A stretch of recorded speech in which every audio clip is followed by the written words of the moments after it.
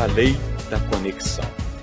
Líderes tocam o coração antes de pedir uma mãozinha. Há incidentes na vida e nas carreiras dos líderes que se tornam momentos de definição para a sua liderança.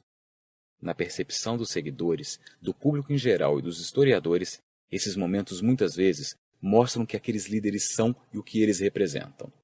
Um exemplo? Acredito que a presidência de George W. Bush pode ser resumida por 2 momentos definidores pelos quais ele passou durante seu mandato. O primeiro desses momentos ocorreu no início do seu primeiro mandato e definiu todo o seu período de governo. No dia 11 de setembro de 2001, os Estados Unidos foram atacados por terroristas que lançaram aviões contra o World Trade Center e o Pentágono. As pessoas no país ficaram com raiva, ficaram com medo, estavam inseguras quanto ao futuro.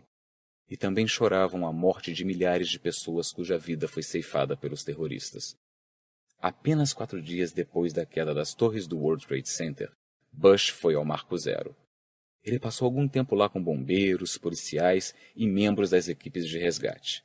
Apertou mãos, ouviu, conheceu a devastação. Agradeceu às pessoas que estavam trabalhando e disse a elas que o país transmitia seu amor e sua compaixão a todos os que ali estavam. Relatos dizem que o ânimo das pessoas exaustas com as buscas aumentou quando o presidente chegou e começou a apertar a mão delas. As câmeras mostraram Bush de pé sobre os escombros com o braço em torno do bombeiro Bob Beckwith.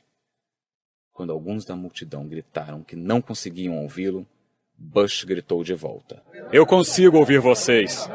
O resto do mundo ouve vocês. E as pessoas que derrubaram esses prédios nos ouvirão em breve." As pessoas aplaudiram. Elas se sentiram valorizadas. Sentiram-se compreendidas. Bush tinha se conectado a elas de uma forma que ninguém o tinha visto fazer até aquele momento. O segundo incidente ocorreu no segundo mandato de Bush e definiu esse período. Foi em 31 de agosto de 2005, apenas 2 dias depois da passagem do furacão Katrina. Após os diques de Nova Orleans terem se rompido e a água inundado a cidade, Bush, em vez de visitar o local como fizeram em Nova York após o 11 de setembro, preferiu sobrevoar a cidade no Air Force One, olhando através de uma das pequenas janelas do jato para ver os estragos. Para as pessoas da costa do Golfo, foi o retrato da indiferença. Enquanto a tragédia se desenrolava, nenhuma autoridade em nenhuma instância do governo se ligou às pessoas de Nova Orleans, nem o presidente, nem o governador, nem o prefeito. No momento em que o prefeito Ray Nagin ordenou a evacuação da cidade, era tarde demais para que muitos moradores pobres conseguissem sair. Ele mandou pessoas para o estádio Superdome, aconselhou-as a comer antes de ir, porque o governo local não fizera provisões para elas. Enquanto isso, convocou entrevistas coletivas e se queixou de que não estava recebendo ajuda. E as pessoas mais afetadas pelos problemas se sentiram abandonadas, esquecidas e traídas. Depois que o pior da tragédia já tinha passado, o presidente Bush, independentemente do que dissesse ou quanta ajuda oferecesse, foi incapaz de reconquistar a confiança das pessoas. É verdade que quando o prefeito democrata Nagin foi reeleito, menos de um ano depois do desastre, agradeceu a Bush por ajudar aos cidadãos de Nova Orleans. E Dana Brazile, outra democrata, desde aquela época, descreveu Bush como muito engajado no processo de reconstrução e o elogiou por levar o Congresso a destinar recursos para a reconstrução dos diques. Mas naquele momento, Bush não podia desfazer a imagem de diferença que criara. Ele fracassou em se ligar às pessoas. Ele violara a lei da conexão. No que diz respeito a trabalhar com pessoas, o coração vem antes da mente. Isso vale tanto em casos que você se comunica com um estádio cheio de pessoas, comanda uma reunião de equipe ou tenta se relacionar com seu marido ou sua esposa. Pense em como você reage às pessoas. Quando você ouve um palestrante ou um professor, quer ouvir um monte de estatísticas áridas ou um monte de fatos? Ou preferiria que o palestrante que se ligasse a você no aspecto humano, talvez com uma historinha ou uma brincadeira? Se você já integrou uma equipe vitoriosa nos negócios, nos esportes ou em outra área, sabe que o líder não se limita a dar instruções e colocá-la no caminho. Sabe que ele se ligou a você na esfera emocional. Para que os líderes sejam eficazes, precisam se ligar às pessoas. Por quê? Porque você primeiramente precisa tocar o coração das pessoas antes de pedir uma mãozinha. É a lei da conexão. Todos os grandes líderes e comunicadores reconhecem essa verdade e a seguem quase instintivamente. Você não consegue colocar as pessoas em ação a não ser que antes as toque com a emoção. Frederick Douglass foi um grande orador e líder afro-americano do século XIX. Sabe-se que ele tinha uma capacidade impressionante de se ligar às pessoas e tocar o coração delas quando falava. O historiador Lerone Bennett comentou a respeito de Douglass. Ele conseguia fazer as pessoas rirem de um senhor de escravos pregando o dever da obediência cristã. Fazia com que vissem a humilhação de uma mulher negra violada por um senhor de escravos brutal. Conseguia fazê-las ouvir os soluços de uma mãe separada do filho. Por intermédio dele, as pessoas podiam chorar, amaldiçoar e ter emoções. Por intermédio dele, podiam viver a escravidão. Bons líderes se preocupam em se ligar aos outros o tempo todo, quer estejam se comunicando com toda uma organização, quer estejam trabalhando com um único indivíduo. Quanto mais forte o relacionamento que você estabelece com os seguidores, maior a conexão que você forja, e mais provável é que esses seguidores queiram ajudá-lo. Costumava dizer à minha equipe que as pessoas não se interessam por quanto você sabe até saberem o quanto você se interessa. Eles resmungavam porque me ouviam sempre dizer isso, mas reconheciam que ainda assim era verdade. Você cria credibilidade com as pessoas quando se liga a elas e mostra que realmente se interessa e quer ajudá-las. Como resultado, elas normalmente reagem do mesmo jeito e querem ajudar você. O presidente Ronald Reagan é um excelente exemplo de um líder capaz de se ligar tanto a plateias quanto a indivíduos. Sua capacidade de estabelecer uma comunicação com uma plateia se reflete no apelido que recebeu como presidente, o grande comunicador. Mas ele também tinha a capacidade de tocar o coração dos indivíduos próximos a ele. Ele poderia ter sido chamado de o grande conector. A ex-autora de discursos de Reagan, Peggy Noonan, disse que quando Reagan voltava para a Casa Branca de viagens longas e a equipe ouvia seu helicóptero pousar no gramado, todos paravam de trabalhar. Eles mal podiam esperar para vê-lo. Alguns funcionários resmungam quando seus chefes aparecem. O pessoal de Reagan sentia-se encorajado, porque ele tinha se ligado a cada um deles. Conecte-se às pessoas individualmente. Um dos segredos para se conectar aos outros é reconhecer que, mesmo em um grupo, é preciso se relacionar com as pessoas como indivíduos. Tive ao longo de minha carreira a oportunidade de falar para algumas plateias maravilhosas. As maiores foram em estágios com mais de 60 mil pessoas na plateia. Alguns de meus colegas que ganham a vida com palestras me perguntam como consigo falar com tantas pessoas. O segredo é simples. Não tento falar para os milhares. Concentro-me em falar para uma pessoa. É a única forma de se ligar às pessoas. E o mesmo acontece na hora de escrever. Não penso nos milhões de pessoas que leem ou ouvem meus livros. Penso em você. Acredito que se conseguir me ligar a você como indivíduo, então o que eu tenho a oferecer talvez possa ajudá-lo. Se eu não me ligar a você, então você interromperá nossa conversa e fará outra coisa. Como estabelecer a conexão? Quer você fale para uma grande plateia, quer bata papo no corredor com um indivíduo, a orientação é a mesma. Primeiro, você deve se conectar consigo mesmo.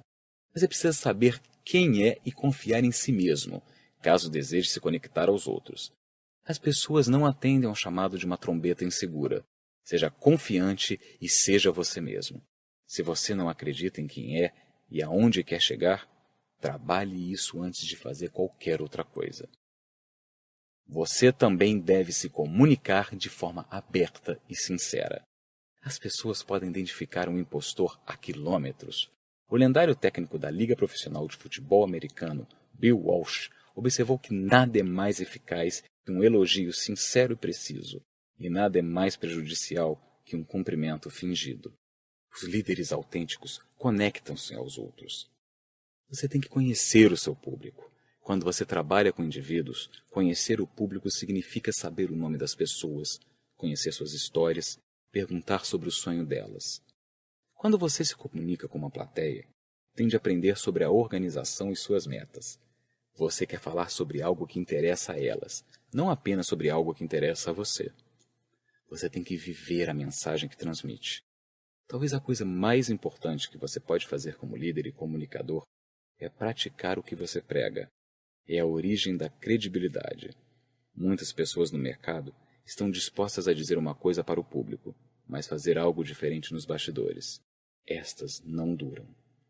Você tem que ir onde as pessoas estão. Como comunicador, não gosto de nenhuma barreira à comunicação. Não gosto de estar distante demais da minha plateia ou acima demais dela em um palco. Definitivamente não quero barreiras físicas entre mim e as pessoas. Mas o método de comunicação da pessoa também pode ser uma barreira. Quando falo no palco ou estou sentado em meu escritório com alguém, tento falar a língua daquela pessoa, chegar até ela. Tento estar sintonizado na cultura, no histórico e na educação do outro. Adapto-me aos outros, não espero que eles se adaptem a mim. Você deve se concentrar neles, não em você. Se você entrar em um elevador comigo e pedir que eu conte o segredo da boa comunicação antes de saltar no próximo andar, direi a você para se concentrar nos outros, não em si mesmo. Esse é o principal problema de palestrantes inexperientes e também o principal problema de líderes ineficazes. Você sempre estabelece a conexão mais rapidamente quando não se concentra em si mesmo. Você tem que acreditar nas pessoas. Uma coisa é se comunicar com as pessoas porque acredita ter algo de valor a dizer. Outra, muito diferente, é se comunicar com as pessoas porque acredita que elas têm valor. A opinião que as pessoas têm de nós diz menos respeito ao que elas veem em nós do que ao que podemos ajudá-las a ver em si mesmas. Você deve oferecer orientação e esperança. As pessoas esperam que os líderes as ajudem a chegar aonde querem ir. Mas os bons líderes fazem mais do que isso. O general francês Napoleão Bonaparte disse que os líderes são mercadores da esperança. É uma grande verdade. Quando você dá esperança às pessoas, dá a elas um futuro. Esse é o trabalho do líder. E alguns líderes têm problemas com a lei da conexão porque acreditam que estabelecer a conexão é responsabilidade dos seguidores. Isso é verdade, principalmente em relação aos líderes posicionais. Eles estão habituados a pensar: sou o chefe, tenho a posição, eles são meus funcionários, que eles venham a mim. Mas líderes de sucesso que obedecem à lei da conexão sempre tomam a iniciativa. Eles dão o primeiro passo com os outros e depois fazem um esforço de continuar a construir relacionamentos.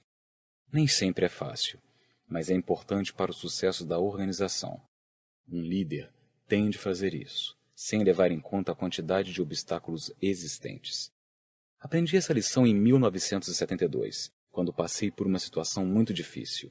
Mudei-me para Lancaster, em Ohio, pois aceitara ser líder de uma igreja lá. Para mim, seria um grande passo no que diz respeito à responsabilidade.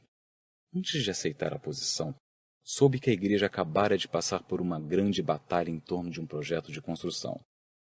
O líder de uma das facções, Jim, era a pessoa de maior influência na igreja. Também descobri que Jim tinha a reputação de ser negativista e independente. Ele gostava de usar sua influência para levar as pessoas em direções que nem sempre ajudavam a organização. Como o líder anterior da igreja enfrentara a oposição de Jim mais de uma vez, sabia que teria de derrotá-lo. Do contrário, sempre teria conflitos com ele. Se você quer alguém ao seu lado, não tente convencê-lo. Conecte-se a ele. Era o que estava decidido a fazer. Assim, ao assumir a posição, a primeira coisa que fiz foi marcar uma reunião com Jim em meu escritório. Admito que não tinha muita vontade de me encontrar com Jim. Ele era um homem grande, 1,90 m de altura e cerca de 120 quilos. Era muito intimidador. Ademais, tinha 65 anos de idade e eu apenas 25. A reunião tinha tudo para dar errado. Quando ele se sentou no escritório, eu disse a ele: Jim, sei que você é a pessoa de maior influência nessa igreja e quero que você saiba que farei todo o possível para estabelecer um bom relacionamento com você. Gostaria de almoçar com você toda terça-feira no Holiday Inn para conversarmos. Embora eu seja o líder aqui, nunca tomarei nenhuma decisão relativa às pessoas sem antes discuti-la com você. Eu realmente quero trabalhar com você. Mas também quero que saiba que eu ouvi dizer que você é uma pessoa muito negativista e que gosta de travar batalhas. Se você decidir trabalhar contra mim, imagino que estaremos em lados opostos. Como você tem muita influência, sei que vencerá a maioria das vezes, pelo menos no início. Mas estabelecerei relacionamentos com as pessoas e trarei novas pessoas para essa igreja. E essa igreja vai crescer. E em algum dia terei mais influência que você. Mas eu não quero lutar contra você. Você tem 65 anos de idade. Digamos que tenha 10 ou 15 anos de boa saúde e produtividade pela frente. Se quiser, poderá tornar esses anos os melhores de sua vida e fazer com que ela tenha valor. Podemos fazer grandes coisas nessa igreja, mas a decisão é sua. Quando terminei, Jim não disse uma só palavra. Ele se levantou, caminhou até o saguão e tomou água no bebedouro. Segui-o até lá fora e esperei. Não sabia se ele me repreenderia, declararia guerra ou me mandaria passear. Depois de muito tempo, Jim se impertigou e virou-se. Ao fazê-lo, vi que lágrimas corriam pela sua face. Ele me deu um forte abraço e disse que eu podia contar com ele. E, de fato, Jim ficou do meu lado. No final, ele viveu mais 10 anos, e como estava disposto a me ajudar, um jovem com uma visão, realizamos juntos muitas coisas positivas. Mas isso nunca teria acontecido se eu não tivesse tido a coragem de tentar estabelecer uma conexão com ele naquele primeiro dia em meu escritório. Quanto maior o desafio, maior a conexão. Nunca subestime o poder de estabelecer conexões e construir relacionamentos com as pessoas antes de pedir que elas o sigam. Se você estudou a vida de comandantes militares notáveis, provavelmente percebeu que os melhores praticavam a lei da conexão.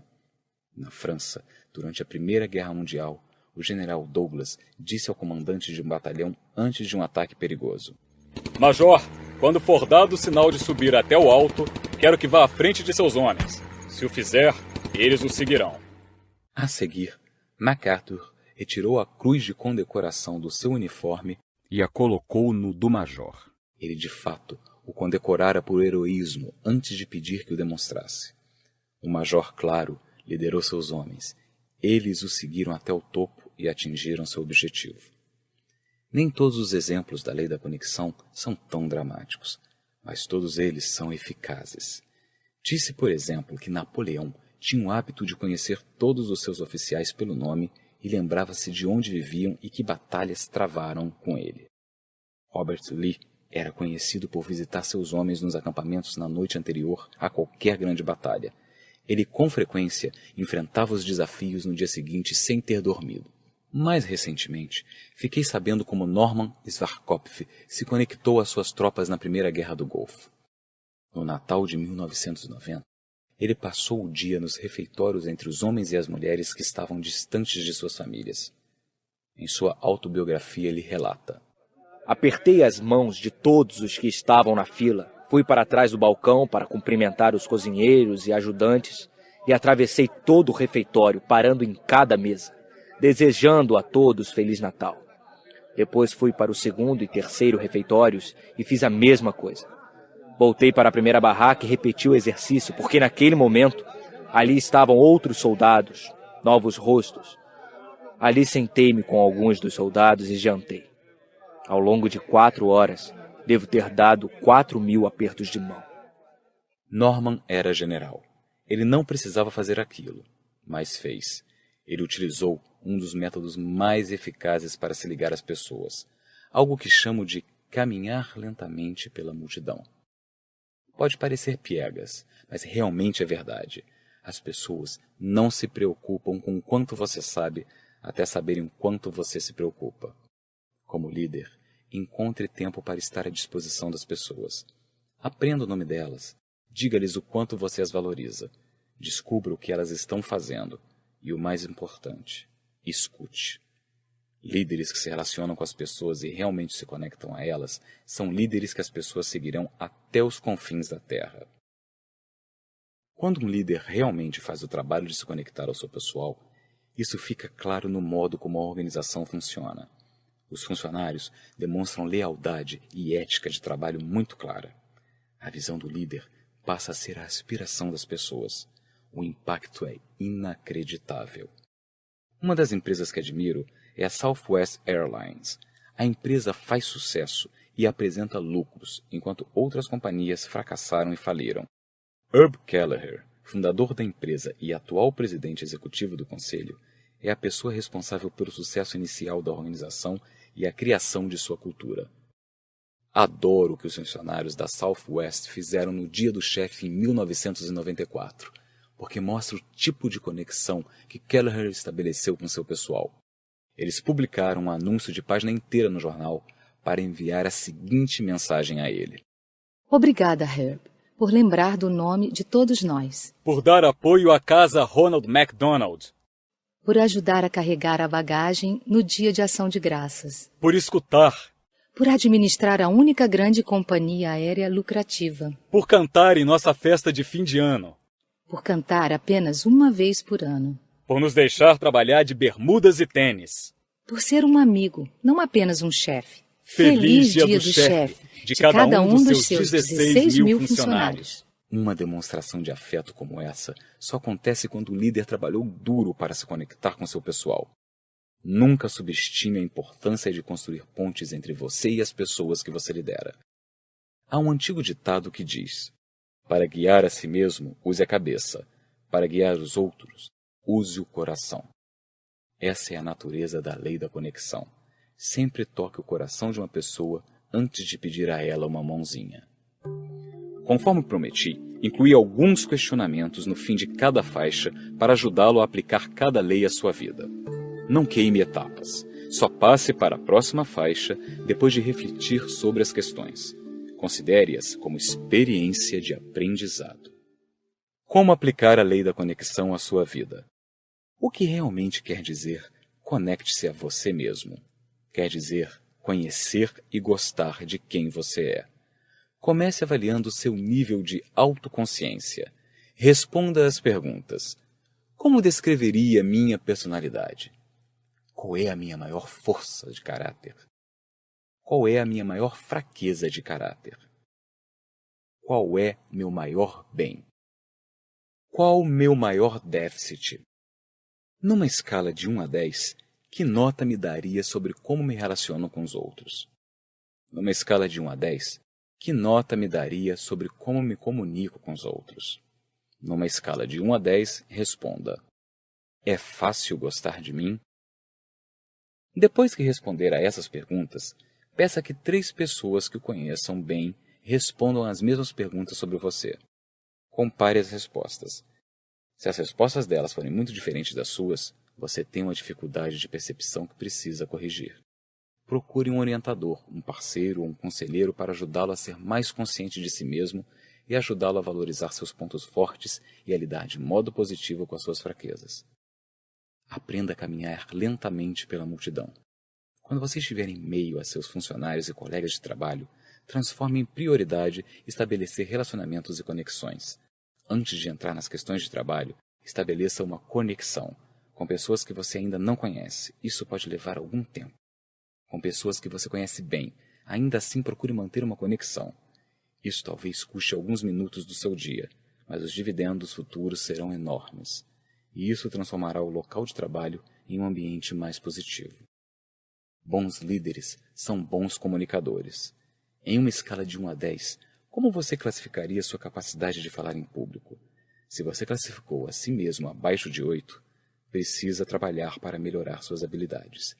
Leia livros sobre comunicação. Faça um curso. Associe-se a organizações sem fins lucrativos com o objetivo de melhorar sua competência comunicativa. Procure organizações sem fins lucrativos dedicadas à melhoria das competências de comunicação, oratória e liderança, entidades similares à Toastmasters americana, e aperfeiçoe suas habilidades ao praticar seus ensinamentos e ao se comunicar. Se não tiver oportunidade de fazer isso no trabalho, então tente um trabalho voluntário.